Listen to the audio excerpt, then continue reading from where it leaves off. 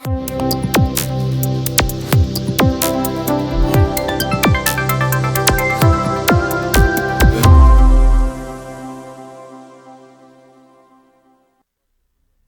amigos do programa Economia na Rede, hoje nós temos uma circunstância muito interessante para discutir aqui e é um assunto que ocupa a atenção do mundo inteiro. Nós todos estudamos um imenso laboratório que são os blocos econômicos e são uma espécie de decorrência da globalização, que é um processo inexorável, um processo capitalista, queira ou não queira, e é também gerador, distribuidor de riquezas, mas ao mesmo tempo é um grande concentrador de riquezas, que é um paradoxo, digamos assim. Nós temos, por exemplo, o bloco da Ásia. O que vai acontecer com aquele imenso, gigantesco bloco asiático? A China vai continuar brigando com o Japão? Não sabemos. O bloco América do Norte, com a Europa, que é uma coisa que se fala e até agora aparentemente não deslanchou, porque é terrivelmente complexa, né? E agora nós temos o mercado comum europeu, com um dos principais membros se desligando, com todas as dificuldades e com todos os arrependimentos e um sentimento dos dois lados do Atlântico. Nós temos uma certa confusão, digamos assim. Nós gostaríamos de conversar novamente com o nosso amigo Joaquim Guereth, que é médico veterinário, presidente da Vosco do Brasil, que é uma pessoa com trânsito internacional e que a gente pode trocar algumas ideias sobre esse assunto que está nas manchetes de jornal. Joaquim, deixa eu perguntar, por que uma boa parte dos ingleses já há alguns anos pensava em deixar o mercado comum europeu? Isso vem, a adesão do Reino Unido já retardou bastante desde o início. Uhum. Então, essa ideia de hegemonia britânica no mundo já vem da história, certo, do próprio Império. Claro. Então, esse perpetuou também essa ideia de ter uma certa autonomia e no sentimento britânico muito mais forte, como os alemães que perderam a guerra, os britânicos claro. Sempre acreditaram que seriam mais autônomos nesse processo de integração. Uhum. Então, sempre foram mais hesitantes de integrar-se completamente na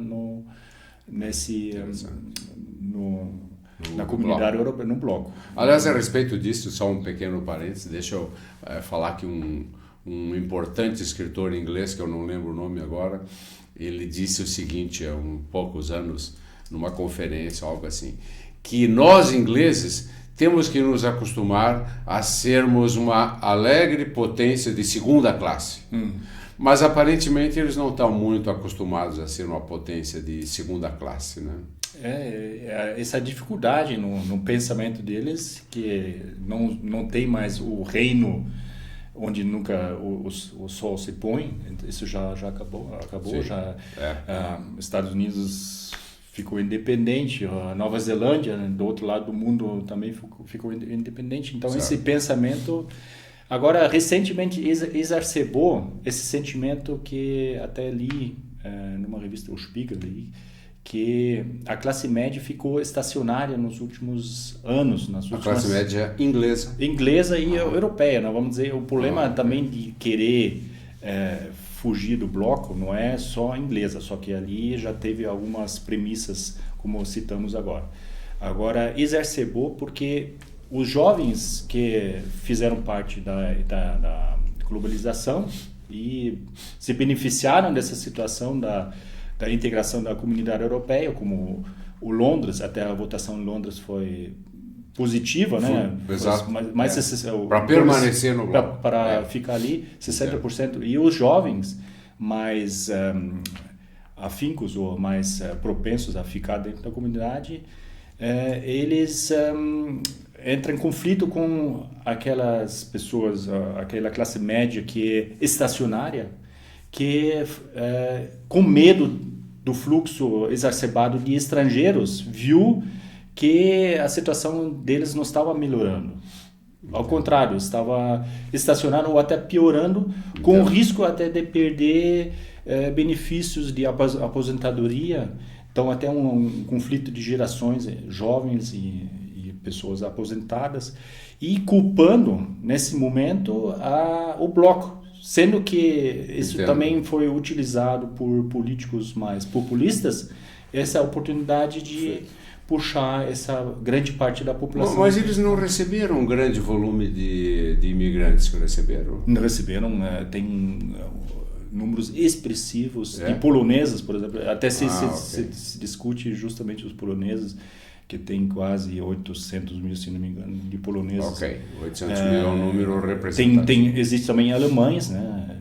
Que agora perguntando, por exemplo, os imigrantes alemães, os migrantes britânicos na Alemanha, que li uma reportagem sobre isso, eles foram completamente contrários ao Brexit, né? Então, mas existem alemães também, imigrantes alemães? Muitos. Mas quais? Da antiga Europa Oriental seria? Não, da própria Alemanha. Hoje, por incrível que pareça, tem 2.500 empresas alemãs na Inglaterra, e ao contrário tem 3.000 empresas britânicas. Então, para esse segmento que fez parte da integração da comunidade, tanto na Inglaterra como na Alemanha,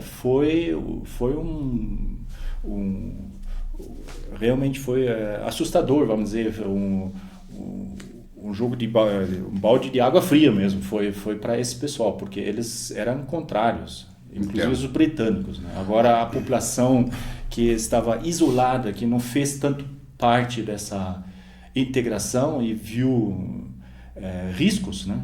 Eles partiram para votar pelo Brexit. E os políticos se aproveitando dessa situação e instigando esse sentimento de preocupação.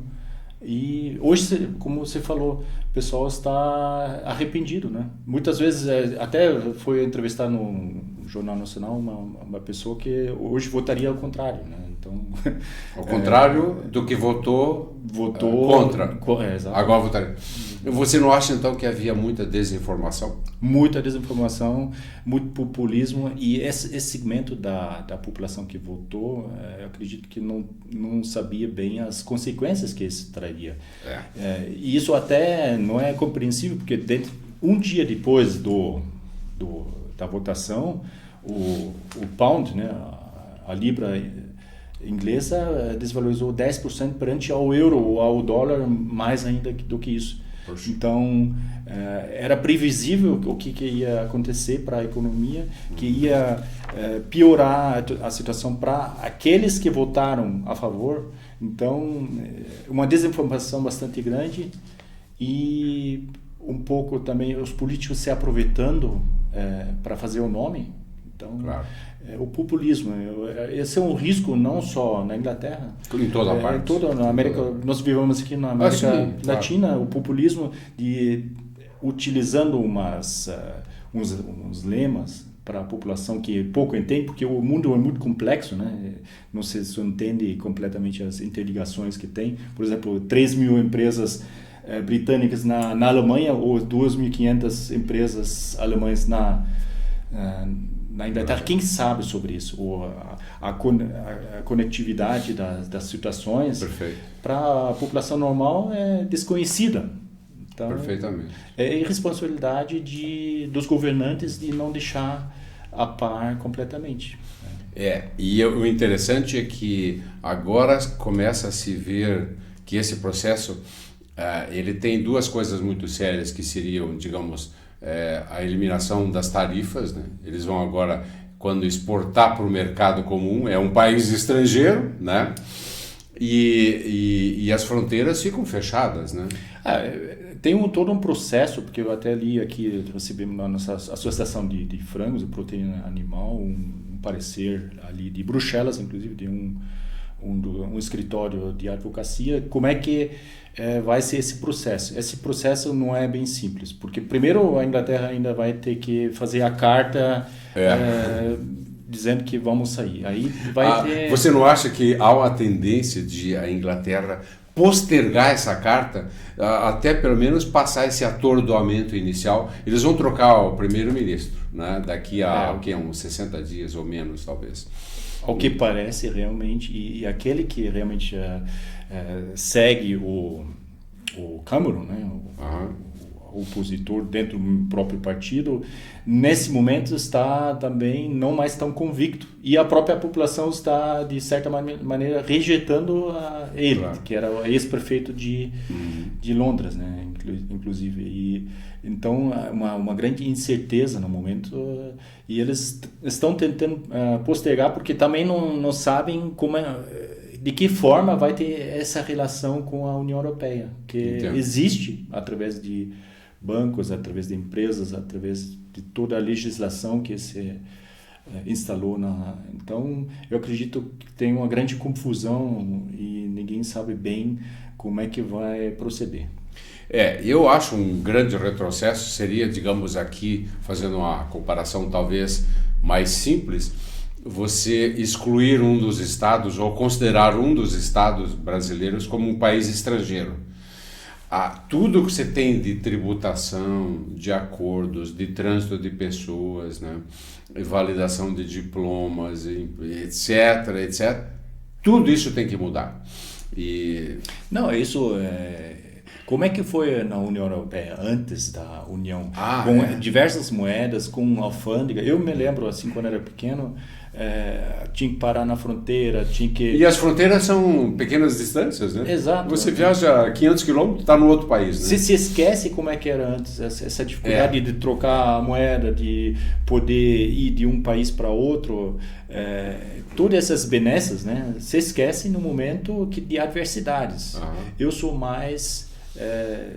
até a própria Angela Merkel falou, mais Europa, né? Nós ir para mais Europa, enfrentar as dificuldades, verificar as dificuldades, que é hoje um grande ponto a migração, entender por que tem tantos norte-africanos que basicamente são refugiados também. São refugiados. Fortalecer ou punir também esses países que deixam esse pessoal sair, claro, e o ajudar de alguma forma. Enfrentar os problemas, não fugir. Acho que foi uma fuga nesse momento o Brexit foi uma fuga, achando que abandonando ou voltar ao status quo de antes, que as coisas vão melhorar. Você lembra um tempo atrás que quando a Grécia estava naquela crise toda, em grande parte, na minha opinião, por culpa própria, né? Eles falavam que as coisas poderiam melhorar se eles saíssem do mercado comum europeu. E depois ficaram quietos a esse respeito. Mas, em todo caso, aparentemente, o que a Grécia verbalizou, etc., a esse respeito, ficou no ar um pouco. Você não acha que a saída da Inglaterra pode ser uma espécie de primeira pedra do dominó? Quer dizer, as outras pedras vão cair logo em seguida, etc. Você não teria esse receio? Não, a leitura que faz... Eu acredito que agora, isso também... O posicionamento da União Europeia, ontem se viu a reunião ali em Bruxelas, tem sido firme, né? Firme. Vocês querem sair, então saiam mais rápido, porque claro, senão essa incerteza é ruim para o mercado. Então saiam de uma vez. E outros governos, outros países, ontem, por exemplo, o governo holandês votou contra uma saída da Holanda. Foi no parlamento ali, votou já 75-12, uma coisa assim, foi bem expressivo pela permanência. A própria Le Pen, que tem uma força grande na França. O exemplo do Reino Unido vai servir para unificar. Eu tenho essa leitura. Eu acredito que tem essa... Por exemplo, os países ali do bloco inglês, né? Irlanda, Escócia... Você acha que eles vão fazer um movimento ao contrário e permanecer? Já está acontecendo, a própria Escócia. Isso é muito, muito interessante. Quer dizer, eles deveriam agir como um pequeno bloco, eles mesmos, os ingleses, né? e eles aparentemente não vão fazer isso, né? Vai ficar a Inglaterra meio solitária, digamos vamos assim. dizer, a Inglaterra, a Escócia mais fortemente, mas o país de Gales, eu acredito, está mais favorável. A Irlanda do Norte está também em um posicionamento mais próximo da Escócia, então existe o risco, isso também vai mostrar para os outros países, nós temos que nos unir na União Ao Europeia. Ao invés de... Claro. Voltando à Grécia, comparando com a Irlanda, inclusive, não a Irlanda do Norte, mas a Irlanda, que não faz parte do Reino Unido, nós temos o exemplo da Irlanda, que passou por uma crise grande, sob a ajuda da União Europeia, fez as reformas que a Grécia hesita em fazer, e tem dificuldade de fazer pela estrutura ali, mas é possível dentro de um bloco, com a ajuda do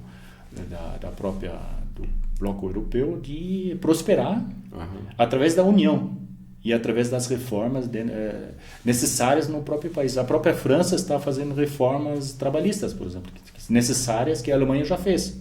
Então, nós temos que ter mais Europa, não menos Europa. A minha opinião. Parece uma situação completamente absurda você imaginar a Escócia e a Irlanda, por exemplo, tratarem a mãe Inglaterra como um país estrangeiro. Eu não consigo nem imaginar como pode ser essa situação. Mas é uma situação tão absurda que eu acho que ela não vai se a Escócia já tem antecedência. Eu lembro do filme Braveheart ali os escoceses nunca foram muito unidos. Então, é verdade. E recentemente os ingleses também não trataram adequadamente os parceiros. Em vez de integrar, de olhar os interesses dos escoceses, ou também olhar os interesses, vamos dizer, do resto da comunidade, eles tentaram se isolar e fazer só que esqueceram que não são mais donos do mundo. Então eu vejo um pouco, desculpe os ingleses aí, mas eu vejo um pouco dessa forma. Mas vamos acordar para a realidade. Eles vão acordar para a realidade. E você lembra da Irlanda, né, com todas aquelas feridas, como é que os ingleses trataram os irlandeses com aquelas crises religiosas, etc. Eu acho, um pouco distante, naturalmente, que os ingleses também não trataram bem os irlandeses, né? Exatamente. Então, a soma de sentimentos que tem por trás disso tudo aí também é bastante grande. Deixa eu perguntar também, Joaquim, o seguinte: a gente discute muito a teoria, claro, né? E esse movimento para trás, digamos assim, esse movimento de retrocesso inglês, ele invalida a ideia da formação de blocos econômicos? Não, eu sou nesse ponto mais neoliberal. Eu acredito mais união, não acredito, por exemplo, a separação do sul do país. Nós temos que resolver nossos problemas, enfrentar e ser proativos e positivos. O Brasil tem problema, vamos separar o sul. Não, vamos resolver os problemas do Brasil. Tem o Mercosul tem dificuldades, vamos sentar junto e resolver os problemas do Mercosul. Como na União Europeia também, o mundo é globalizado e para cada um fazer a sua sopinha própria, hoje não funciona mais. Eu não vejo nós podemos retroceder. E o exemplo da saída da Inglaterra vai ser o exemplo. Vai ser, até é bom. Você acha que ele confirma, então? Confirma, porque a dificuldade que o país vai enfrentar vai ensinar que nós temos que nos unir e não nos separar. Para nós, o mundo, né, é tão unido, tão interconectado, né? Que não temos chance de retroceder. E no Mercosul a mesma coisa. Nós temos que agora, que temos outra visão menos ideológica no Sul, aqui no Mercosul, no próprio Brasil, na Argentina, claro. Nós temos que aparar as arestas, verificar, ser eficientes e progredir. Você está falando da minha próxima pergunta. Essa situação de angústia dos dois lados, né? Tanto a parte dos ingleses quanto a parte do pessoal do bloco lá, do mercado comum, Poderia ser um mau exemplo, por exemplo, para nós em relação ao nosso Mercosul, que, com todo respeito, é um monstro meio desengonçado, um Caliban, para lembrar do personagem de Shakespeare.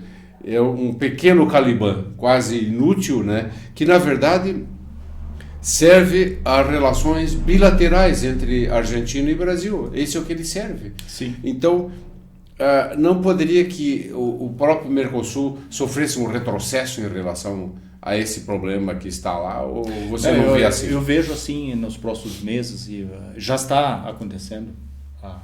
Que o ministro efeito Serra, negativo. O ministro Serra tem outro ponto de vista, isso vai dizer. Não, ele tem outro ponto de vista, que o Brasil não pode ficar só no Mercosul, eu concordo com isso. Só que o Mercosul é importante, nós estamos aqui no Sul, então nós temos que falar com a Argentina e independente da ideologia, nós temos que falar de mercado, nós temos que nos posicionar em vários segmentos, agricultura, automóveis, temos que ser eficientes e produzir com eficiência. E aí a conversação tem que ser mais próxima. E eu acho que as condições são dadas através do ministro Serra e também do presidente Macri, de retomar, eliminando esse viés ideológico que havia antes, e também que um pouco na Inglaterra é um viés ideológico. Vamos fazer a nossa própria...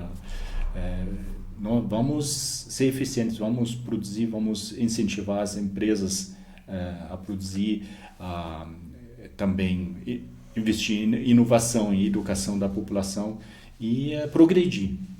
Mais do que fechar as fronteiras, aumentar os impostos. Vamos ser mais eficientes. E além disso, considerar todo mundo estrangeiro, né? Até os vizinhos. Imagine a França, que está a 50 quilômetros de distância, né? Ligada por um túnel, né? Sim. Como vai ser? Vai considerar os franceses estrangeiros na Inglaterra e vice-versa? É uma situação completamente absurda. Mas o que acontece agora? Você vê que esse processo vai se arrastar alguns anos, é isso que nós vamos ver. Às vezes eu penso, um processo desse me lembra um pouco esse movimento, na minha opinião, sem sentido, que é separar o sul do Brasil do restante. A complicação que nós teríamos, a perda de oportunidade que nós teríamos, né? E o sacrifício de futuro que nós teríamos é gigantesco, né? Mas o pessoal pensa que é só uma questão de separar. Não é separar. Não é mais as oportunidades para os jovens ingleses, eles já estão pensando em migrar para a União Europeia ou de solicitar o passaporte europeu, porque estão com medo de perder essa liberdade de escolha. Claro. Então, o jovem que vê essas oportunidades não como ameaça, mas como oportunidade, saem perdendo, né? Então, isso vai ser um exemplo para o Mercosul neste momento e nos momentos futuros, que precisamos nos unir mais. E eu acredito que também o ministro Serra está certo de buscar outras oportunidades, mas forçar essa união também com a Argentina, que você acha importante? É importantíssimo. É importante para os dois lados, eu concordo, né? Porque a Argentina é o nosso terceiro parceiro hoje, né? Primeiro China, depois Estados Unidos, Argentina, né? Exato. E eu acho que essa parceria, ela pode ser aprofundada, inclusive, sim, né? Sim. Sem dúvida. Agora, a formulação, digamos assim, do Mercosul é defeituosa. Ela torna o Mercosul um clubinho exclusivo, né? Ninguém entra, e para entrar é um processo de vários anos. Agora nós estamos estudando Bolívia, se não me engano, né? Que é um futuro sócio, etc. Mas essas dificuldades, até fazendo um paralelo, uma analogia com a União Europeia, a mesma situação nós temos. Nós temos, nós tínhamos os três estados mais fortes, que é a França, a Alemanha e a própria Inglaterra, que comandava a União Europeia, e os outros países mais isolados. Então, nesse momento, repensar a União Europeia também, porque muitas coisas também foram feitas errôneas, eu acredito. Então, essa chacoalhada da Inglaterra vai servir também de repensar certas coisas. Como é que podemos fazer melhor? Como é que podemos integrar melhor? Como é que podemos evitar essa imigração excessiva? Integrar mais as pessoas que não têm trabalho. Vai ser um catalisador para uma Europa melhor. Eu vejo assim, eu sou otimista. Você é otimista, claro. Sou otimista, embora para nós, nesse momento, é negativo. Né? Até para nós, por exemplo, nós exportamos para a Inglaterra. Imagina. Se ela sai do mercado. O pound caiu 10%. O cliente final vai ter que, se nós vendermos com o real cada vez mais forte nesse momento, vendermos ao preço, ele vai ter que repassar o preço para o consumidor final, com uma série de dificuldades, porque o país vai entrar em recessão ali. Então, para nós, esse momento para o comércio mundial, né, é ruim isso. É ruim, é muito ruim. Eu vejo também que o processo em si, ele é irreversível. E o exemplo mais bem sucedido de um bloco é o mercado comum europeu, com todas as dificuldades. Né? Tudo que tem acontecido, mesmo assim, é um exemplo bem sucedido, e alguns países atingiram a prosperidade graças ao bloco. Né? Exato. Por exemplo, Portugal estava numa crise terrível uns anos atrás. Sim. Se você vai a Portugal, você vê um país muito melhor. Né? Exato. A própria Alemanha tem 30% da população que é contra. Só que a Alemanha se beneficiou também, exportando para os países. Então, todo mundo se aproveitou do bloco.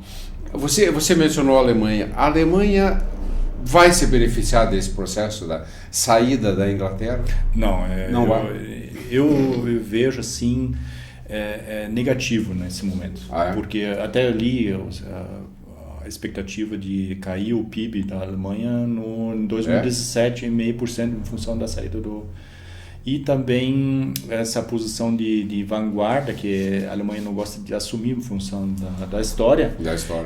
E todo mundo olhando para os alemães como os malfeitores. Né? Então, não é benéfico essa saída. Só que eu acredito esse posicionamento da própria Angela Merkel, é isso mesmo. Vamos corrigir, vamos fazer o melhor dessa situação e nos abraçar. Então... Mas eu tenho uma pergunta, Jorginho, a respeito da Alemanha. Você diria que a Alemanha hesita, relutante em relação à própria grandeza? Ou seja, à medida que ela cresce, à medida que ela se torna a primeira superpotência europeia, ela reluta, né? Ela como que gostaria de não ser a superpotência. Mas isso da história, eu acredito, esse é o natural. Mas talvez seja o destino dela, quem sabe, né? Sim. Em meio a todos aqueles países, né, da Europa, quem poderia fazer face, digamos assim, em termos de poderio econômico? A França não ainda, a Espanha menos, a Itália menos ainda. A Alemanha é protagonista hoje e vai ser mais ainda, só que ela tem que ser hábil de não demonstrar que como já os próprios muitos que votaram a favor do Brexit também alegaram que a Alemanha está no comando. Então não pode transparecer que a Alemanha está no comando, e eu acredito que existem movimentos na Alemanha contrários, como a AfD, que é a separação. Agora a Angela Merkel tem falado, e ela falou, wir schaffen das, né? Nós vamos conseguir a entrada, superar a migração dos refugiados. Entendo. E acolhemos como ninguém na União Europeia mais de 1 milhão de refugiados.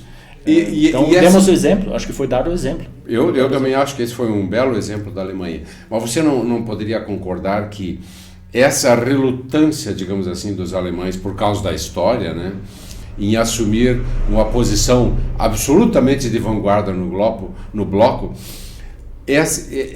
talvez não se justificasse porque o poderio econômico alemão se diluiria dentro do bloco ou não se diluiria? Eu acredito que essa habilidade tem que permanecer, porque quanto mais você aparecer arrogante, vai ser pior, porque na própria Grécia eles criticaram muito a Alemanha, então você tem que ser humilde, tem que ser bastante diplomático, Tá tem certo. que ser, não pode transparecer e fazer concessões, como a Alemanha tem feito, como a Inglaterra infelizmente não quis fazer. A Alemanha, na minha opinião, é muito flexível, né? Exatamente. Essa é a impressão que eu tenho. A Alemanha tem sido muito flexível. Embora também a Alemanha está se beneficiando do bloco, não vamos achar que é tudo pelo amor, né? Claro. Mas queira ou não, ela se beneficia. Né? Se beneficia. Então ela acredita, acho que o país mais forte que vai segurar a União Europeia é a Alemanha. Eu tenho duas perguntas antes da gente encerrar o programa, Joaquim, que é o seguinte: de onde vem essa força alemã? É uma pergunta talvez muito complicada, porque você vai dizer, tem que usar o ponto de vista da sociologia ou da antropologia e da economia para você dar uma resposta, né? Mas por que a Alemanha cresce e é a potência e é a superpotência europeia? Eles não têm, digamos assim, recursos naturais. O que eles têm de tão importante? Se você me disser, trata-se da mão de obra, mas a mão de obra francesa é boa, a inglesa também é muito boa, e assim por diante. Da onde vem essa força alemã que cresce cada vez mais? Tem vários, como você falou, tem várias opiniões. Isso que mesmo assim a mão de obra. Mas fale para um economista conseguir entender. A mão de obra é bem qualificada. Nós temos instituições bastante fortes e é a base tecnológica. Tecnologia, nós temos grandes indústrias localizadas ali. É o centro da Europa, logisticamente ali. Com as culturas é um aglomerado de culturas e isso também ajuda. E eu vou colocar um ponto que muitas vezes no dia a dia a gente entende, o pragmatismo alemão. De você ter um problema, então tá, vamos resolver. Né? De procurar a solução para um problema e não o problema. Porque e não como o inglês faz. O inglês aparentemente foca o problema para ele complica. Ele complica, né? Sim. E o francês quer discutir. E o italiano, eu não sei bem o que o italiano faz, mas ele vai ficar muito brabo, etc, etc. Eu vejo assim, não sei, no dia a dia a gente, puxa, temos um problema. Então tá, vamos ver onde é que está o furo e vamos resolver. Então tá, e aqui no Brasil, às vezes também, a gente complica demais, né? É verdade. Uma outra explicação, talvez, Joaquim, talvez fosse o fato de a base mecânica industrial da Alemanha evoluiu para uma tecnologia de primeiríssima classe hoje, né? Isso talvez... Nós temos o IAK, que é o análogo aqui da nossa Fiesc, que também fez um trabalho excelente em desenvolvimento de tecnologias. Então, as pequenas e médias empresas que são muito fortes, que são o alicerce, aqui no Brasil se focou muito nas grandes empresas, acho que esse é o modelo no mundo, né? As pequenas metalúrgicas que são muito fortes e essas têm perpetuado a Alemanha até hoje. Joaquim, nós chegamos ao final do nosso programa, que passou rapidamente. Eu gostaria que você apresentasse suas considerações finais, por favor. É muito satisfatório de falar sobre a economia. Nós no dia a dia vivemos, né? Nós exportamos para o bloco, então o tema, quando você falou, eu achei bem interessante. Nós exportamos para a Inglaterra, estamos muito preocupados, porque uns 20%, 30% do nosso produto daqui de Lages vai para a Inglaterra, e temos contratos para renegociar agora, e não sei a fórmula, né? O real está mais forte, o pound baixou, a recessão na Inglaterra, eu estou preocupado. Mas nós temos um excelente produto e vamos vender mais na Alemanha, então. Vamos ver. Você tem ou achamos uma fórmula para vender. Você tem um cliente agora bastante confuso e preocupado, que são os ingleses, né? Eu gostaria muito de agradecer aqui a presença do Joaquim Gerecht, que é médico veterinário e presidente da nossa querida Vosco, instalada aqui em Lages. A presença do Joaquim esclareceu muito das nossas dúvidas, que são universais a respeito desse processo de desligamento da Inglaterra do mercado comum europeu. Convido vocês a estarem aqui para o nosso próximo programa. Um abraço a todos.